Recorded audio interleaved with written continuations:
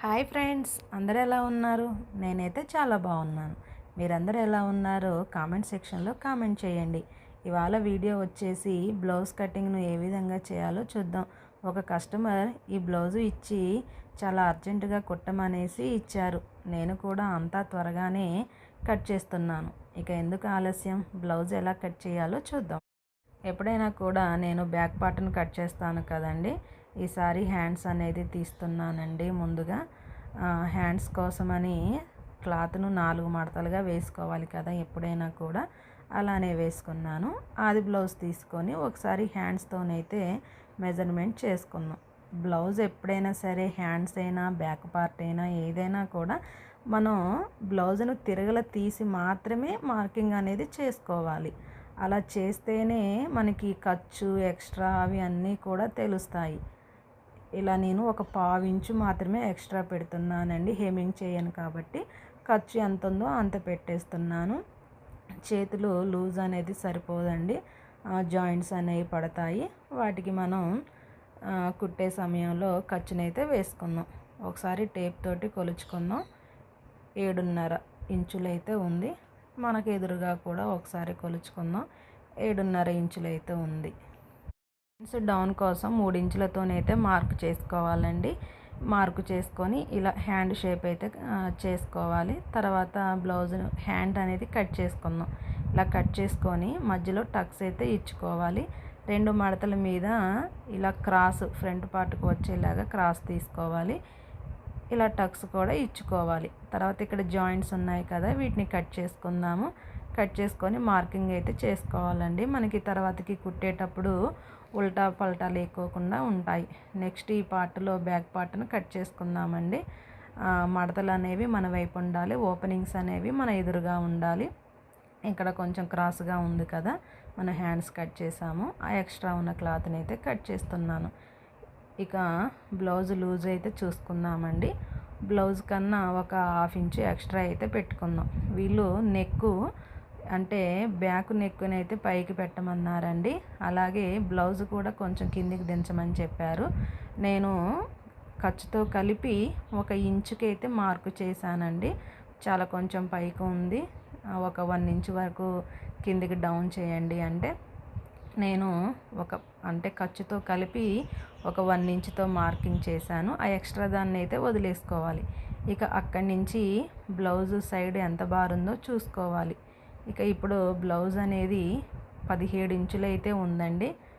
17 ఇంచులతో మనం మార్కింగ్ అనేది చేసుకుందాం. ఒకసారి కొలుచుకుందాం. 17 అంటే మనం 1 ఇంచు పెట్టాం కదా, ఆ 1 ఇంచుతో కలిపి 18 ఇంచులు అయితే రావాలి. నెక్ కోసం నేను 2 ఇంచులతో మార్కు చేశాను. 2.5 అయితే పెట్టానండి.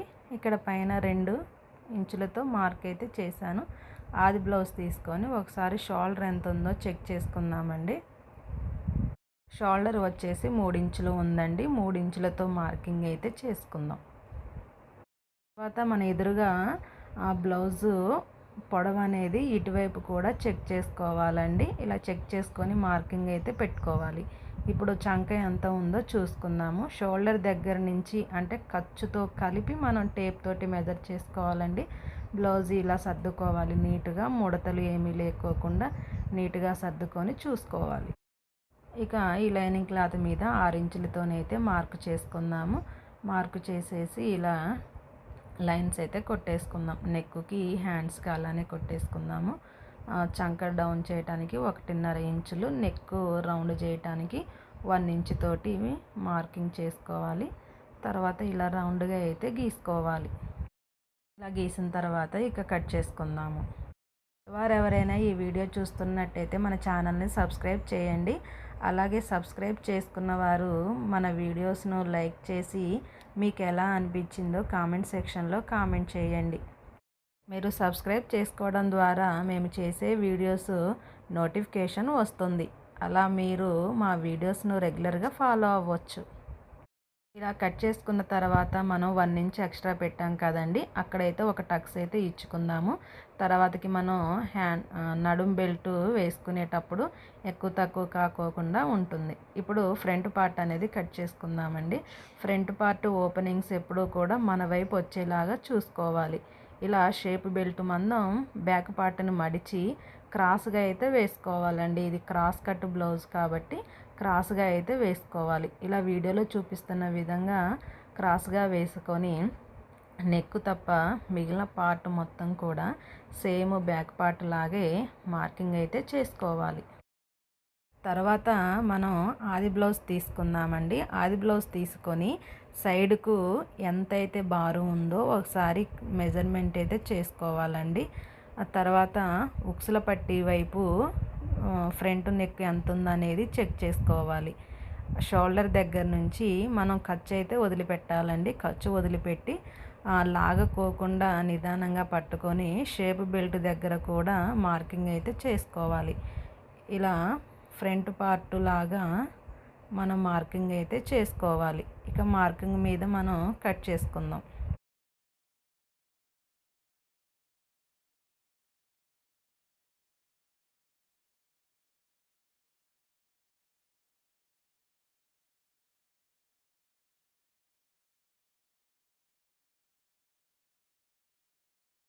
కట్ చేసుకున్న తర్వాత మార్కింగ్ అయితే చేసుకోవాలండి. లైనింగ్ బ్లౌజ్ కదా, తర్వాత కుట్టేటప్పుడు ఇబ్బంది లేకోకుండా ఉంటుంది.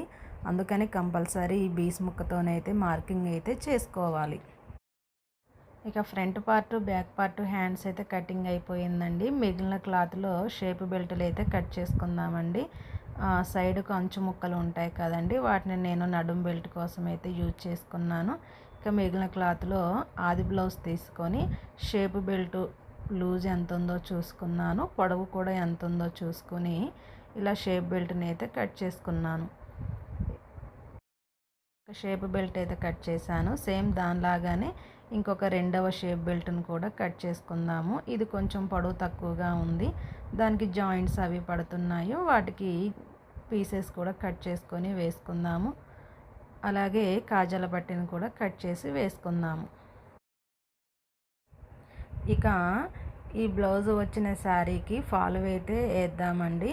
ఇక ఎప్పుడైనా చెప్పేదే అండి, ఎప్పుడైనా కూడా అంచులు అనేవి చాలా సన్నగా అయితే మడిచి క్రాస్గా లేకోకుండా స్ట్రైట్గా వచ్చేలాగా అయితే కట్ చేసుకోవాలండి. ఇలా ఎక్స్ట్రా దారాలు ఏమన్నా ఉంటే కట్ చేసుకోవాలండి. ఇక శారీకి ఒక జానమందం వదిలిపెట్టేసి ఫాల్ వేయటం అయితే స్టార్ట్ చేయాలి. ఫాలు వేసే సమయంలో కూడా ఒక పావు ఇంచు మందం క్లాత్ లోపలికి మడిచి అయితే స్టిచ్ వేయాలి. కొద్దిగా వేస్తూ ఆగుతూ కుట్టు వేయాలండి. ఇలా శారీ అనేది ముడతలు రాకోకుండా మిషన్ మీద చాలా ఫ్లాట్గా ఉండేలాగా చూసి చివరి వరకు వేసుకోవాలి. చివరకు వచ్చిన తర్వాత ఫాలును లోపలికి మడిచి స్టిచ్ వేసుకోవాలి.